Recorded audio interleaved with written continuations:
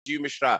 आज बात क्रिकेट के मैदान के उस किरदार की करेंगे जिसके बिना आप किसी भी क्रिकेट मैच की कल्पना भी नहीं कर सकते। वो चाहे हम टेस्ट क्रिकेट की बात करें, वनडे क्रिकेट की बात करें या T20 फॉर्मेट की बात करें, या आप बचपन में कभी क्रिकेट खेलते रहे होंगे तो वहां पर भी आप उस किरदार की कमी को हमेशा महसूस करते रहे होंगे। हम बात कर रहे हैं आज विकेट कीपर्स की, कमाल के कीपर्स की आज बात करेंगे और आपको बताएंगे कि विकेट कीपर्स का जॉब क्यों थैंकलेस जॉब माना जाता है क्रिकेट के मैदान पर। और अगर अच्छा विकेट कीपर आपके पास नहीं है तो फिर आप मैच जीतने की कल्पना भी नहीं कर सकते। हाँ, एक बड़ा बदलाव जरूर वर्ल्ड क्रिकेट में देखने को मिला। 70, 80 और 90 के दशक में एक अच्छा विकेट कीपर टीम ढूंढती थी जो अच्छी बल्लेबाजी कर ले। अब शायद समय बदल चुका है। अब एक ऐसा खिलाड़ी टीमें ढूंढती हैं जो बल्लेबाजी अच्छी करता हो और साथ में विकेट कीपिंग अच्छी करता हो। तो ये एक बड़ा बदलाव है और इस बड़े बदलाव पर भी चर्चा करेंगे। और हमारे साथ निखिल भाई हैं और सभा है, इनसे हम जानेंगे कि उनके समय के जो कमाल के विकेट कीपर्स थे उनमें क्या कुछ खासियत रही है। भारत के टॉप 5 विकेट कीपर्स के बारे में भी बात करेंगे अपने दोनों क्रिकेट एक्सपर्ट से। और सभा भाई, चर्चा की शुरुआत आपसे ही कर लेते हैं। ये जो विकेट कीपर्स के बारे में कहा जाता है कि थैंकलेस जॉब है, अब क्योंकि आप विकेट कीपर रहे, आपको कभी किसी ने थैंक यू नहीं बोला होगा। कैच छोड़ने पे जरूर होठ हिलते आपको दिखाई पड़े होंगे। अब उस होठ हिलने के पीछे क्या कुछ कहानी रहती है तो आपसे बाद में जानेंगे। लेकिन ये जो एक कहावत है जो हमेशा चर्चा में रहती है कि विकेट कीपर का जॉब थैंकलेस जॉब होता है, ये क्यों कहा जाता है? राजीव, मुझे लगता है कि ये जो शब्द का इस्तेमाल हुआ है थैंकलेस, इस वजह से है कि एक विकेट कीपर जो है, अगर आप 90 ओवर की कीपिंग कर रहे हैं होल डे, वहाँ पे करीब आप 350 से ऊपर की गेंदें जो हैं आपके पास आ रही हैं, फिर आपको पकड़ने के लिए उसकी तैयारी करनी होती है। और वहाँ पर आपने सपोज कीजिए कि 300 गेंदें पकड़ ली और उनमें से आपने 10 कैच भी पकड़ लिया हो, पर अगर आपसे एक कैच या एक स्टंपिंग छूट जाती है तो फिर वो 10 कैच जो आपने पकड़ा है या फिर 10 विक्टिम जो आपके नाम आए हैं उस पूरे दिन भर में, उसको कोई याद रखता नहीं है। पर अगर आपने एक कैच छोड़ दिया और वो कैच महंगा हो गया, वो बल्लेबाज जो है उसने बड़े रन बना दिए, फिर सारी की सारी जो उंगलियां हैं वो आपकी तरफ उठने लगती हैं। इसी वजह से मुझे लगता है कि कहा जाता है कीपर का जो प्रोफाइल है हमेशा से थैंकलेस रहा है। पर राजीव, मुझे लगता है वो परिभाषा ना बहुत कुछ बदल रही है, जी, क्योंकि अब जो कीपर्स हैं वो कंट्रीब्यूट कर रहे हैं बल्लेबाजी के साथ भी। तो अगर आपकी तो मुझे लगता है कि अब जो आपके कलीग्स हैं या जो क्रिटिक्स हैं, वो अब उस तरह से आप पर उँगलियाँ नहीं उठाते हैं, क्योंकि जी, आप उनको मालूम हो गया है कि एक विकेट कीपर की जो परिभाषा है, वो एक ऑलराउंडर की परिभाषा अब हो गई है। अब जी, आपके पास 2 स्किल्स हैं, अपने आप को एक एक एक मैच विनिंग परफॉर्मेंस में परिवर्तन लाने के लिए या फिर उस प्रकार के इम्पैक्ट दिखाने के लिए। तो मुझे लगता है कि अच्छी बात है कि इस प्रकार के चेंजेस देखने को मिल रहे हैं एक विकेट जी। कीपर के प्रोफाइल में। निखिल भाई, अगर विकेट कीपर का किरदार ना हो तो शायद क्रिकेट ही अधूरा है। विकेट के पीछे आप मतलब इमेजिन करें, एक अलग अलग एराज में मैं कभी पिक्चर देखने जाता हूँ तो विकेट कीपर्स के पैड्स, वो ग्लव्स, और आज के दौर में जो इक्विपमेंट्स आ गए, लेकिन इस किरदार को हमेशा थैंकलेस जॉब की तरह देखा गया। जैसे मैंने सभा भाई से पूछा, आपने कभी किसी विकेट कीपर को थैंक यू कहा है कभी, या होठ बुदबुदाए अक्सर? हमेशा अब्यूज ही किया होगा इसने भी। नहीं नहीं, मैं बताता हूँ। पहले आपके सवाल का जवाब देने से जी। पहले राजीव भाई, मैं सभा भाई से पूछना चाहूंगा, सभा भाई ये सारे विकेट कीपर इतने शरारती क्यों होते हैं? सिवाय मुझे छोड़ के निखिल। अच्छा, यही बात ठीक है। जी, तो मुझे देखिए तो याद मैं है निखिल, मुझे तो याद है कि मैं जब अपील नहीं करता था, बॉलर अपील करता था तो बॉलर वापस आता, अरे तुम क्यों नहीं अपील कर रहे हो? मैं कह रहे भाई आउट नहीं है तो क्यों अपील करूं? सही, पर मैं आपको राजीव भाई बताता हूँ और सवा भाई जी, को भी बताए। मैं बतौर गेंदबाज और सभी स्पिनर्स को हमेशा यही सलाह देता था कि आपकी टीम में आपका बेस्ट फ्रेंड जो है ना, वो विकेट कीपर होना चाहिए। और हाँ, उसका बहुत बड़ा कारण यह है कि जब बतौर स्पिनर आप बॉल डाल रहे होते हैं तो आपको तुरंत पीछे से ना फीडबैक आता है कि किस गति पे आप बॉल डाल रहे हैं। अगर ज्यादा तेज डाल रहे हैं, थोड़ा सा ऊपर हो रहा है, ये बैट्समैन के लिए थोड़ा सा और दूर रखिए, थोड़ा सा और हवा में लटकाइए, तो वो पीछे से योगदान जो आता था, जो कंट्रीब्यूशन आती थी, की सलाह आती थी, आपको तुरंत अगली बॉल पे सुधार करने में मिलता था। और तो वो विकेट चटकाने में ना वो बहुत फायदेमंद रहता था, बहुत मदद रहता था। और इसमें कोई दो राय की बात नहीं है कि ये थैंकलेस जॉब इस समय अब शायद ना हो, लेकिन पहले इसलिए भी होता था। कहते थे भाई अगर विकेट कीपर ने दस्ताने पहने तो सब कुछ तो पकड़ेंगे, तो विकेट कीपर जो है बाकी कोई भी बाकी 10 खिलाड़ी मैदान में कैच छोड़ सकते हैं कि चलो भाई गलती हो गई कोई बात नहीं, लेकिन विकेट कीपर गलती नहीं कर सकता था। तो वो बड़ी दिक्कत का एक मसला होता था। क्यों? क्योंकि उन्होंने दस्ताने पहने होते थे। जी तो पर ये खैर अब अच्छी बात है कि अब जैसे सभा भाई ने कहा कि अब बल्लेबाजी से योगदान करके अब आपको अगर टीम में खेलना है, भारतीय टीम में खेलना है, आईपीएल के लिए खेलना है, तो आप सिर्फ विकेट कीपिंग की कला की वजह से नहीं खेल सकते। आपको कहीं ना कहीं योगदान देना है। और टी20 का फॉर्मेट आपको वो कहता भी है कि 120 गेंदों के फॉर्मेट में आप और किस तरीके से कंट्रीब्यूट कर सकते हैं। तो उस लिहाज से आपको wicket keeper batsman, batsman wicket keeper दोनों तरफ लेके चलना होता है, तभी आप टीम में कंसिस्टेंटली खेल पाएंगे और कहीं ना कहीं फर्क टीम में डाल सकते हैं मुकाबले जिताने के लिए। जी तो थोड़ा पीछे के टाइम पे जाए, यानी कि 70-80 के दशक या 90 के दशक की बात करें सभा भाई, लेकिन उससे पहले एक सवाल ज़हन में आता है कि अनिल कुंबले के खिलाफ आपने विकेट कीपिंग की और उनके बारे में कहा जाता है कि उनकी गेंद पे कैच छोड़ना मतलब क्राइम था। अगले 2-3 दिन आप मैदान पे क्या ड्रेसिंग रूम में भी सामने नहीं पड़ सकते। कोई इंसिडेंट बताया ना अनिल कुंबले, क्या वाकई बहुत टफ था उनको विकेट कीपिंग करना, खास तौर से जहां थोड़ा सा वेयर एंड टेयर हो विकेट पे? मुझे लगता है कि नॉर्मल विकेट पे भी बहुत ज्यादा चैलेंजिंग था अनिल को कीपिंग करना। और वो इस वजह से था क्योंकि वो मैसिव लेग स्पिनर थे नहीं। उनका जो एक्शन था, जिस तरह की वो गति से बॉल डालते थे, जनरली उनकी जो गेंदें वो गिरने के बाद अंदर आती थी। मुझे लगता है कि लास्ट फेज उनका जो करियर का था, वहां पर उनकी बॉल थोड़ी बहुत टर्न करने लगी या फिर गिरने के बॉल वो सीधी आने लगी। पर उनके पास जो एक्स्ट्रा बाउंस की जो एबिलिटी थी, उसी वजह से मुझे लगता है कि बहुत बड़ा चैलेंज होता था कीपर्स के लिए। पर देखिए, मुझे हमेशा से ये लगता है कि अगर आपकी पोजीशन सही हो और अगर आप ठीक प्रकार से विकेट को भांप लेते हैं, विकेट की स्पीड को भांप लेते हैं, विकेट के बाउंस को भांप लेते हैं, तो फिर आपके ग्लव्स भी सही जगह पर रहते हैं। और अनिल कुंबले के सामने ये बहुत जरूरी होता है किसी भी कीपर को, बहुत जल्दी ये सारी चीजें भांप लेना। चैलेंजिंग जरूर था, बहुत ज्यादा मजा आया। मुझे खुशी इस बात की है कि अनिल कुंबले के सामने मैंने कोई भी ना तो कैच छोड़े और ना तो स्टंपिंग छोड़ा है। इसी वजह से लेकिन क्या वाकई बहुत एग्रेसिव नेचर था और विकेट कीपर के लिए उतना आसान नहीं था सभा, ये सही है?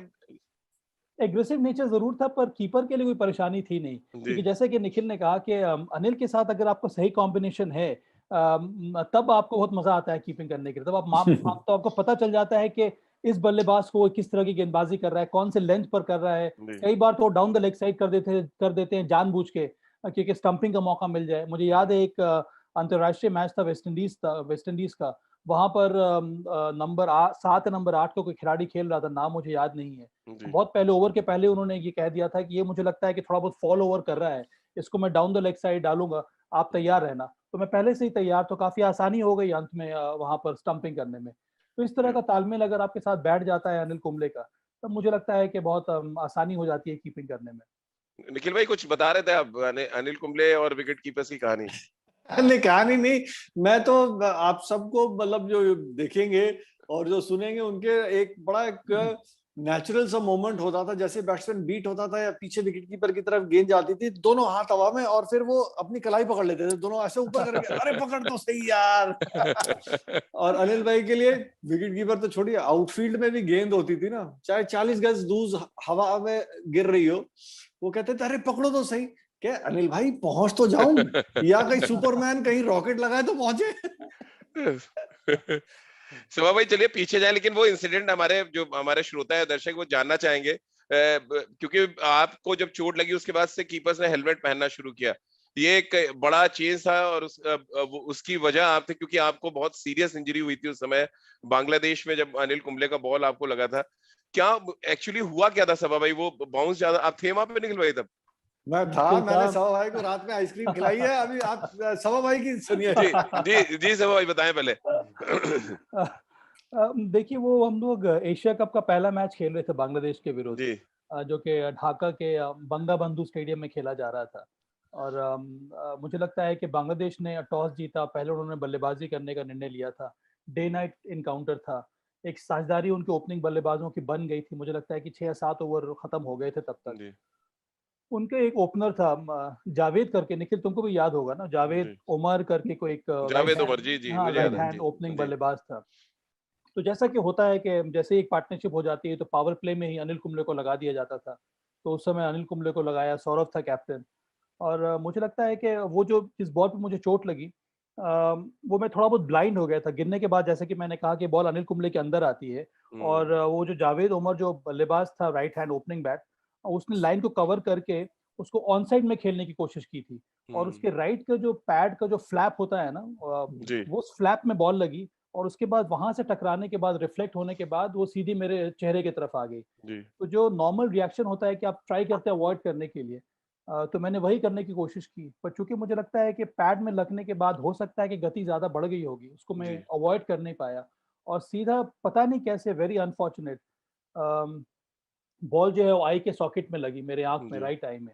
जनरली जो आप कर्वेचर देखते हैं आंख और चीक बोन का, जी वहां पर अगर बॉल लगती भी है तो आंख पे टकराती नहीं है, जी क्योंकि बॉल की जो डायमेंशन होता है वो ज्यादा बड़ा होता है। जी पर इस बार मुझे लगता है चूंकि मैंने अपना सर पीछे कर लिया था बॉल को जी अवॉइड करने के लिए, बॉल यहाँ से जाकर मेरे सीधे राइट आई में लगी और वहीं उसी में मैं गिर सा गया, बहुत जोर की चोट भी लगी थी।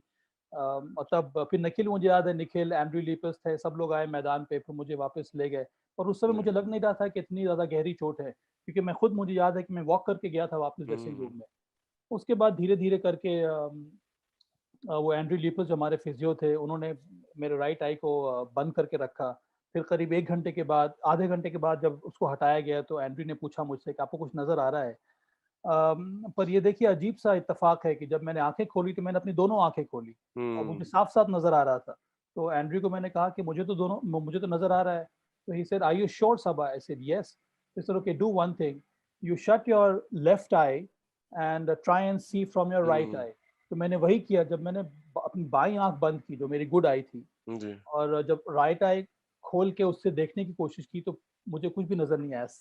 सारा का सारा अंधकार था, अरे ना बाप रे तो एक भी लाइट मुझे नजर नहीं आ रही थी, कुछ भी, कोई भी नजर नहीं आ रहा था। तब एंड्रयू लिपिस ने कहा कि ये चोट आपकी गहरी है और हमें आपको हॉस्पिटल ले जाना पड़ेगा। तो फिर मैं जो आई हॉस्पिटल था बांग्लादेश में, वहाँ ढाका में, वहाँ पर हम लोग गए। फिर वो एक अलग कहानी है कि रात भर मुझे मेरे राइट आई को और लेफ्ट आई दोनों को बंद कर दिया गया।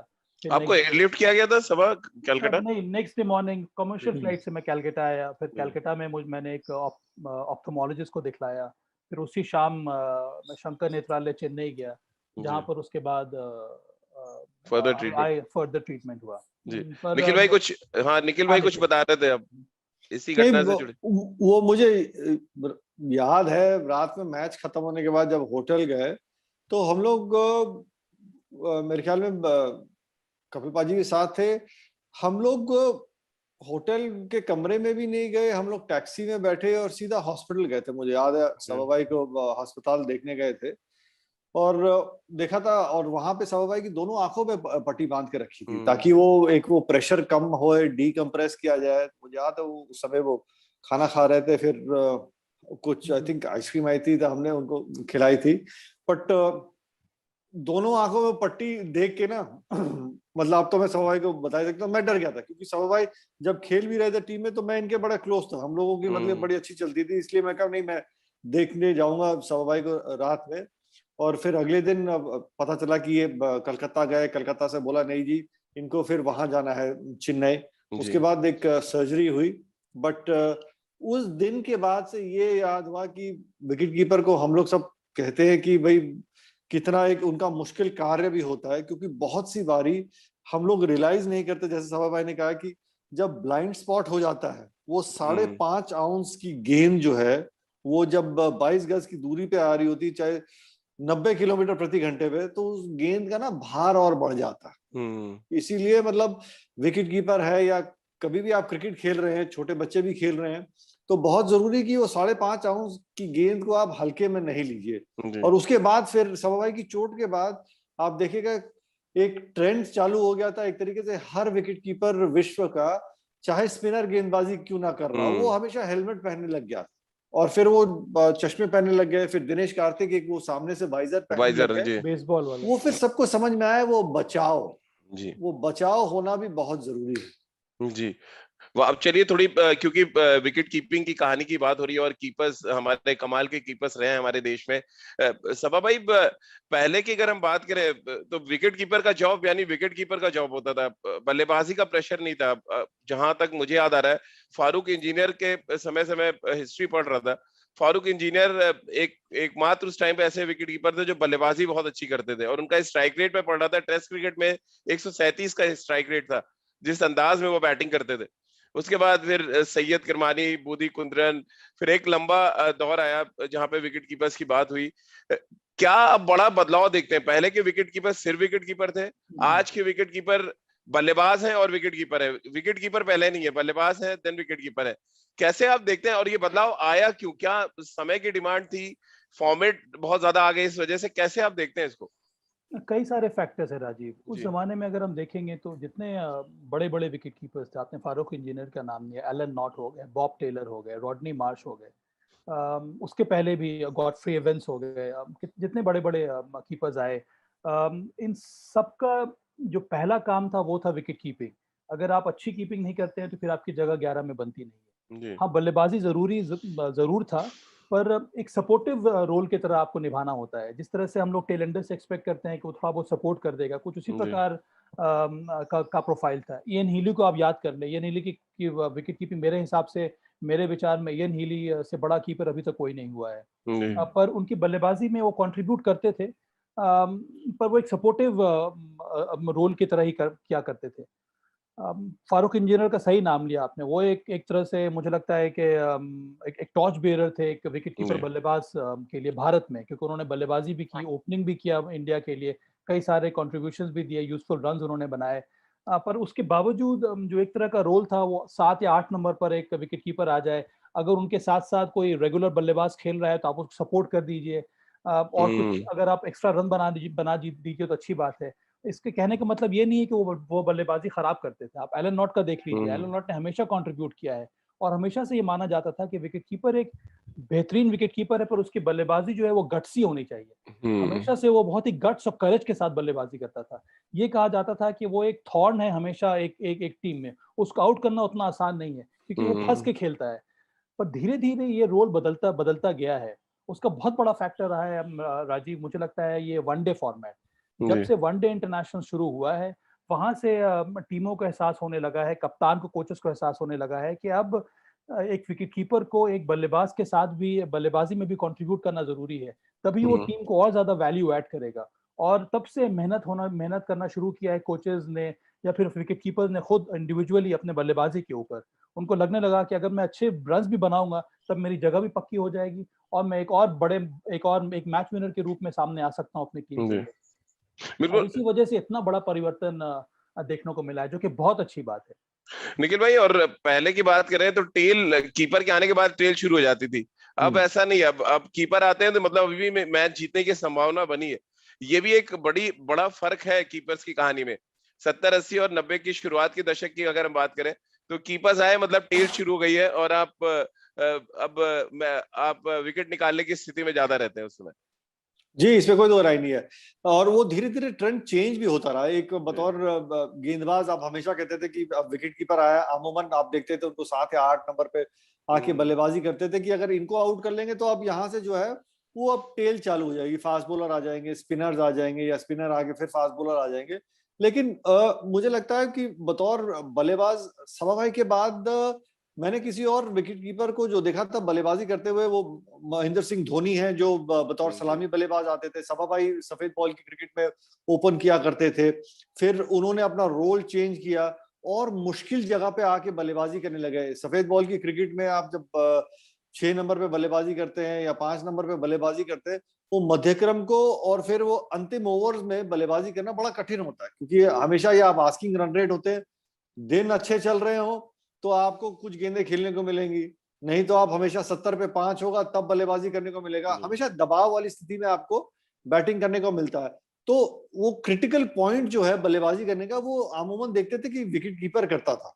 तो वो एक गेम चेंजिंग वाला मोमेंट रहता था कि आपके हाथ में दस्ताने हैं मैदान में, तब दबाव है कि हर गेंद को पकड़ना है, और जब बल्लेबाजी करना है तब मुकाबला अलग जिताना है। पर राजीव भाई, मैं चाहूंगा सभा भाई से एक सवाल पूछना, क्योंकि खुद ये विकेट कीपर है। सभा भाई, एक अच्छे विकेट कीपर की दस्तानों के काम की परिभाषा क्या है और उसको किस तरीके से नापा जाएगा? एक जो मूल बात है निखिल, वो यही है कि अगर आप एक अच्छे कीपर, आपका बेंचमार्क क्या होना चाहिए। और ये एक मुझे बहुत ही शानदार एक सेंटेंस याद आता है और बड़ा ही अच्छा कोट है ये। It is not how many you take, it is how few you miss. और मैं यंग कीपर्स को हमेशा ये कहता हूँ कि हमेशा एक एक मैच में कीपिंग करने के बाद, एक दिन कीपिंग करने के बाद अपने आप को एसेस करने का सबसे बढ़िया तरीका यही है। वो भूल जाओ कि आपने कितने कैचेस पकड़े हैं, कितने स्टंपिंग्स आपने किए हैं, आप ये देखिए कि आपने कितने कम छोड़े हैं। और जैसे जैसे आपकी छोड़ने की जो संख्या वो कम होती जाएगी, इसका मतलब है कि आपका जो ग्राफ है विकेट कीपिंग में वो धीरे धीरे बढ़ता जा रहा है। पर ये कहना आसान है, करना बहुत ज़्यादा कठिन है। और इसके लिए बहुत ज़रूरी है कि आपकी बेसिक सही होनी चाहिए, आपका फुटवर्क सही होना चाहिए, आपकी हेड पोजीशनिंग सही होनी चाहिए, आपकी ग्लव वर्क सही होनी चाहिए। और इन सब एरियाज पे अगर आप काम करेंगे तभी जो मैंने बताया है उस पर आप अमल कर सकते हैं। और कई बार हम लोग गलती ये कर देते हैं कि हम लोगों को ये लगता है कि अरे ये तो कीपर बहुत, इसने इतने सारे कैचेस पकड़ लिए। अरे उसने कैचेस इसलिए पकड़े क्योंकि उसके पास कैचेस आए, और ये तो काम बॉलर ने करवाया है, इसमें तो कीपर का कोई लाभ, कोई कंट्रीब्यूशन नहीं है। इसीलिए बहुत जरूरी है कि अगर आपके पास कैच, जितने कम कैचेस या स्टंपिंग्स आप छोड़ेंगे, उसी से वहीं से आपकी परिभाषा शुरू होती है एक अच्छे कीपर की। और यही बहुत बड़ा अंतर है। अगर मैं उदाहरण लूं MS धोनी में या फिर दिनेश कार्तिक में, अगर आप दिनेश कार्तिक को देखेंगे निखिल और राजीव, तो दिनेश कार्तिक टेक्निकली अगर देखा जाए तो उनकी कीपिंग बहुत लाजवाब रही है। और वो टीम से बाहर क्यों हुए? एक बहुत बड़ा कारण था कि वो बल्लेबाजी से उतना कंट्रीब्यूट नहीं कर पा रहे थे, और दूसरा कारण ये भी था कि वो कैचेस तो कई सारे पकड़ लेते थे या फिर स्टंपिंग भी करते थे, पर उनकी छोड़ने की भी जो संख्या है ना, वो थी, वो बहुत ज्यादा बढ़ जा रही थी। और मुझे लगता है इसी वजह से चयनकर्ताओं को ये लगा कि MS धोनी एक ज्यादा अच्छा विकल्प है। कि MS धोनी हालांकि वो टेक्निकली उतने करेक्ट नहीं है, पर वो छोड़ते बहुत कम थे, और उसके साथ साथ उनको जो बल्लेबाजी है वो बहुत बड़ा फैक्टर काम आया MS धोनी के कंट्रीब्यूशन में। और एक और बात है राजीव यहाँ पे, मुझे लगता है कि एडम गिलक्रिस्ट ने बहुत बड़ा काम किया है विकेट कीपर्स के लिए। एडम गिलक्रिस्ट ने जब से उनकी एंट्री हुई है अंतर्राष्ट्रीय क्रिकेट में, सब लोगों को ये लगने लगा कि ये विकेट कीपर है जो मैच जिता सकता है अपने बल्लेबाजी के दम पर। और वो बहुत बड़ा फैक्टर रहा है ये जिस तरह से चेंज हुआ है एनवायरनमेंट यहाँ पर विकेट कीपर्स का।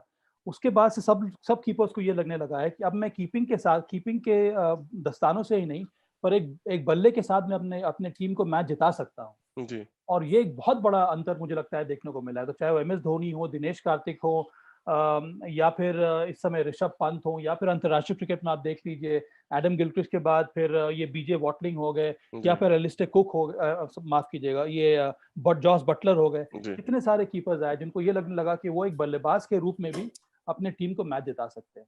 लेकिन निखिल भाई, मुझे लग रहा है जो सभा भाई कह रहे हो उसी को मैं आगे कंटिन्यू करूं कि 80 के दशक में एक्चुअली विकेट कीपर वो आने लगे थे जो बैट से भी मैच जिता रहे थे। तो मुझे याद आता है जेफरी डुजॉन जो काम वेस्ट इंडीज के लिए करते थे, उन्होंने बहुत मैचेस जिताए, बहुत शानदार बल्लेबाज थे, स्पिन गेंदबाजी बहुत अच्छा खेलते थे।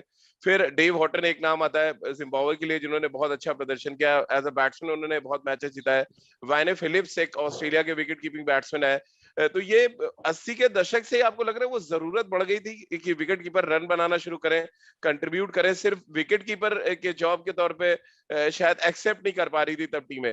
तभी आप देखें जेफरी डुजॉन की एंट्री हुई, हालांकि डेरिक मरे ने 2 वर्ल्ड कप खेले और जीते भी वेस्ट इंडीज के लिए, लेकिन ये जो एरा शुरू हुआ कि बैटिंग आनी चाहिए, वो आपको लग रहा है 80 के दशक से वो डिमांड एंड सप्लाई वाला काम शुरू हो गया था कि डिमांड थी टीम की कि विकेट कीपर रन बनाए, कंट्रीब्यूट करे, और वो सप्लाई उनको मिलना शुरू हो गई जी। और उसका एक बहुत बड़ा कारण ये भी है क्योंकि जब आप अंतर्राष्ट्रीय क्रिकेट खेल रहे थे तो अमूमन देखा था कि विकेट कीपर की बल्लेबाजी उस समय पे आ रही थी कि जब सेकंड न्यू बॉल ड्यू हो जाता था जी लगभग। और टेस्ट मैचेस में तो नया बॉल खेलना आना भी चाहिए था।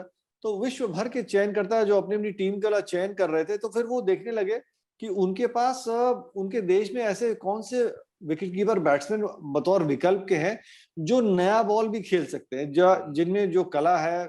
आप चाहे ऑस्ट्रेलिया में ले लीजिए, चाहे आप वेस्ट इंडीज में ले लीजिए, भारत में ले न्यूजीलैंड के लीजिए। भी निखिल भाई कीपर थे, यान स्मिथ थे, जिन्होंने शतक लगाया था वर्ल्ड कप में जी। वो मुझे याद है, एडम फरोरे भी होते थे, वो भी बल्लेबाजी करते थे। तो फिर वो विकल्प ढूंढने लग गए कि कौन से विकेट कीपर हैं जो बल्लेबाजी भी कर सकते हैं या जिम्मेदारी निभा सकते हैं, क्योंकि अमूमन देखा जाता था, यानी कॉम्प्रोमाइज शुरू हो चुका था तब कि आप ठीक है विकेट कीपर अगर औसत है, बल्लेबाजी अच्छी कर रहे हैं तो आप आ सकते हैं टीम में। Brendon McCullum Nikhil, Brendon McCullum ji. और उसका एक बहुत बड़ा कारण ये भी था कि भाई आपकी विकेट कीपिंग की स्किल्स जितनी भी हो, लेकिन आपको बल्ले से योगदान या अपने आप को इतना प्रदर्शन करना है कि आप वहां पे टीम को या एक और आपके साथ जो लोअर मध्य क्रम का बल्लेबाज है उसके साथ आप एक साझेदारी कर सके, क्योंकि नहीं तो अमूमन होता था एक लोअर मिडिल ऑर्डर का बैट्समैन होता था और अगर विकेट कीपर अच्छी बल्लेबाजी नहीं कर रहा होता था तो फिर वो तुरंत टेल स्टार्ट हो जाती थी। फिर ये कहते थे कि इनकी टेल या इनका लोअर मिडिल ऑर्डर बिल्कुल कंट्रीब्यूट नहीं कर पा रहा। तो उसी समय से वो चालू हुआ कि किस तरीके से जब तक विकेट कीपर की बल्लेबाजी भी आती है तो उनको नया बॉल हैंडल करना भी बहुत जरूरी है। बिल्कुल ना सभा भाई, विकेट कीपर्स को एक और रोल दिया गया 90 के दशक में, पिंच हिटर का। हमने कई ऐसे विकेट कीपर देखे जिनको पिंच हिटर के तौर पे नंबर 3 पे पारी की शुरुआत कराई गई। कई ऐसे थे विकेट कीपर्स जो बहुत सक्सेसफुल भी हुए पिंच हिटर के तौर पे। ये क्या, ये भी डिमांड एंड सप्लाई का था, या विकेट कीपर को बलि का बकरा बनाया जाता था कि आप चाहे नंबर 3 पे आउट हो गए तो कोई बात नहीं? मींस ये कि विकेट कीपर की जो बल्लेबाजी को नंबर्स मिलने चाहिए, शायद वो उतना नंबर मिलते नहीं थे, इस वजह से उनको ऊपर भेजा जाता था और ठीक है आउट हो गए तो कोई बात नहीं वाला मामला था। नहीं, मुझे लगता है राजीव के वो जो चेंज इस वजह से आया है क्योंकि टीमों को ये लगने लगा कि नंबर 7 पर अगर कोई कीपर आ रहा है बल्लेबाजी करने के लिए, जी। तो हो सकता है वो उतना इक्विप ना हो डेथ ओवर्स में बड़े-बड़े शॉट्स लगाने के लिए। क्योंकि तब जो फील्ड है पूरी तरह से फैला दी जाती है, वहाँ पर उतना आसान होता नहीं है बाउंड्रीज़ निकालना। जी। और तो टीमों को या कप्तानों को ये लगने लगा कि नंबर 7 पर अगर मेरा कोई रेगुलर लोअर मिडल ऑर्डर का बल्लेबाज खेलेगा तो वो ज़्यादा ज़्यादा अच्छी तरह से वहाँ पर आकर रन्स बना सकता है। और फिर टीमों को ये लगने लगा कि आप कीपर्स को तो बाहर रख नहीं सकते, उनको खिलाना ज़रूरी है। तो जी। क्या हम उसको इस तरह से प्रिपेयर करें ताकि वो ओपनिंग बल्लेबाज करे, ताकि फील्ड अंदर रहती है, 30 यार्ड का सर्कल बना रहता है, वहाँ पर over the top, over the fielders वहाँ पर रन्स वो बना सकता है। हम्म। और इसी वजह से ये परिवर्तन देखने को मिला है और इसमें कई सारे कीपर्स को बहुत सारी सफलताएँ भी मिली है। और यहाँ पर भी मुझे लगता है कि टॉस बेरर रहे हैं एडम गिलक्रिस्ट, उन्होंने शुरू किया, फिर अपने यहाँ से नयन ने कई बार एक पिंची का रोल निभाया। फिर योर्स ट्रूली सबा करीम ने भी कई बार वो भी पाकिस्तान के विरुद्ध वो निभाया। अब जी। कितना सक्सेस मिला ये कहना बहुत मुश्किल है। पर मुझे लगता है कि ये बहुत बड़ा कारण था। सबको ये लगने लगा कि अंत में आकर बल्लेबाजी करना ज़्यादा कठिन हो जाता है, जी। क्योंकि कीपर के पास नॉर्मली माना जाता था कि उतना वो पावर हिटिंग नहीं कर सकते हैं जी। और उनका सही इस्तेमाल तभी होगा अगर वो आए ओपन करने के लिए और वहाँ पर यूज़फुल कंट्रीब्यूशंस दे दें। निखिल भाई, क्योंकि आप बॉलर रहे, ड्रेसिंग रूम में आपको ये पता चले कि एक विकेट कीपर ऐसा टीम में चुना गया जो बल्लेबाजी करता है लेकिन कीपिंग भगवान भरोसे है, तो एज अ बॉलर तब क्या जहन में आता था? मैं नाम नहीं लूंगा किसी का, क्या जहन में आता था कि यार विकेट के पीछे तो बड़ा रिस्क खड़ा है, पकड़ी जाएगी नहीं पकड़ी जाएगी? एज अ बॉलर क्या ये होता है साइकोलॉजी कि आप, अगर आपको सैयद किरमानी दे दी जाए विकेट के पीछे, तो आप बड़े कॉन्फिडेंस के साथ गेंदबाजी करेंगे? कोई दूसरा विकेट कीपर खड़ा हो जो शायद किरमानी से थोड़ा स्टैंडर्ड नीचे हो, तो आप उतने कॉन्फिडेंट नहीं होंगे। एक गेंदबाज के लिए कीपर का अच्छा होना कितना कॉन्फिडेंस बढ़ाता है? देखिए बड़ा फर्क पड़ता है, मैं इसमें झूठ नहीं बोलूंगा, बिकॉज बतौर स्पिनर आपको पता है अगर पीछे विकेट के ऐसे शख्स खड़े हुए हैं जिनके दस्तानों का काम बहुत शानदार है तो कॉन्फिडेंस और हो जाता है। स्पिनर का आउट करने के विकल्प क्या होते हैं आप देखिए ना, कॉट बिहाइंड होता है, स्टंप होता है। स्टंप में ये होता है कि जब आप एक बतौर स्पिनर एक बैट्समैन को हवा में बीट करते हैं, वो गेंद ढूंढते ढूंढते आगे आते हैं, पैर उठ जाता है, उस समय आपको एक वो ग्लव वर्क चाहिए। तभी कहते हैं ना क्रिकेट एक खेल जो है पार्टनरशिप्स का, और मैं मानता हूं बतौर स्पिनर विकेट्स निकालना एक वो पार्टनरशिप विकेट कीपर के साथ बहुत जरूरी रहता है। पर आपकी बात जो ड्रेसिंग रूम में मुझे कोई ऐसा वाकया याद नहीं, लेकिन कोई भी एक विकेट कीपर अगर आ जाता है ना राजीव भाई टीम में, तो फिर आदमी ज्यादा सोचता नहीं है, फिर एक दूसरे के कंधे पे हाथ रख के काम चलाते रहते हैं कि देखी जाएगी जो होगा, ऊपर वाला है।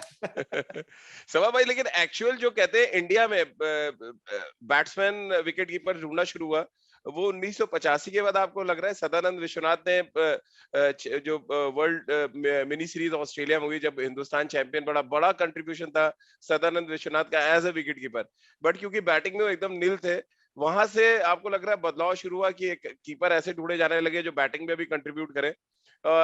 और इसीलिए मुझे दिल्ली के एक विकेट कीपर का नाम याद आता है, मोहन चतुर्वेदी।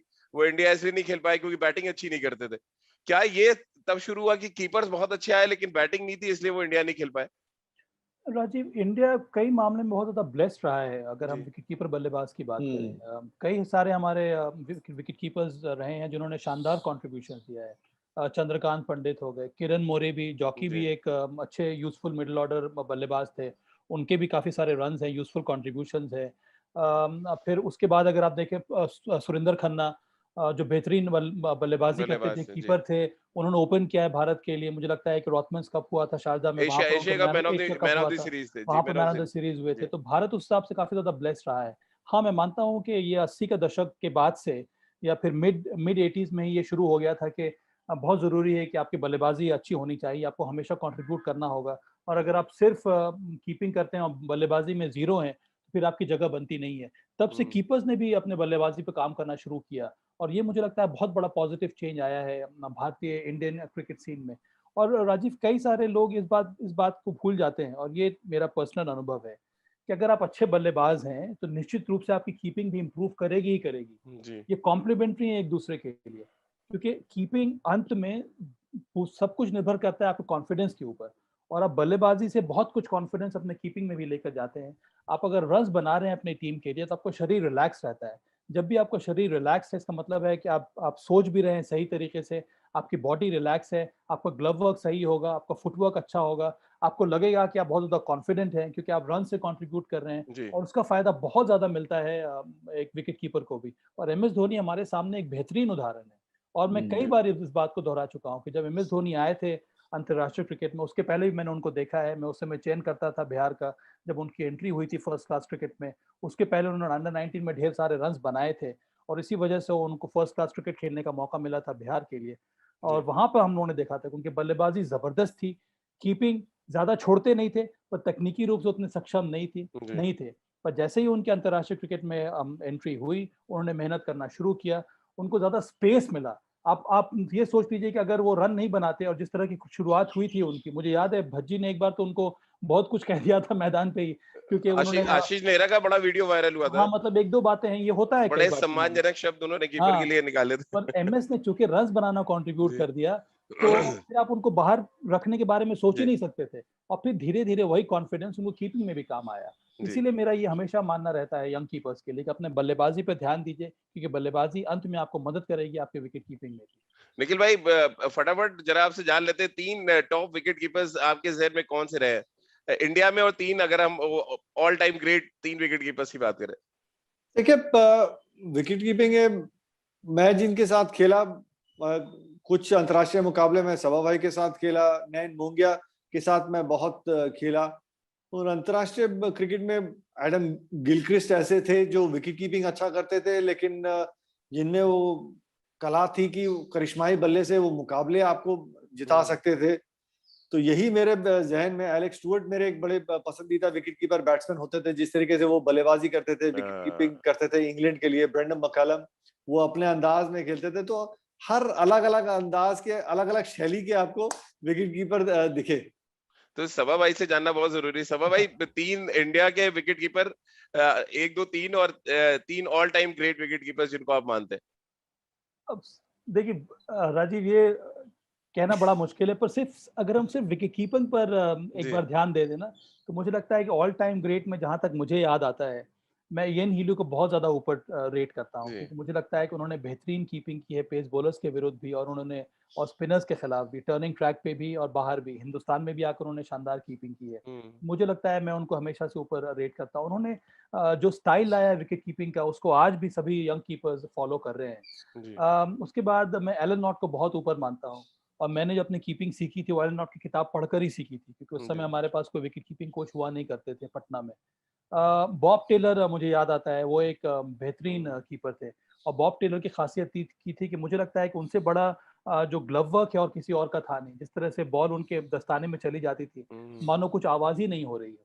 और हम्म। ये एबिलिटी और यहाँ तक पहुँचना, उसके पीछे मुझे लगता है कि बहुत कड़ी मेहनत होती है।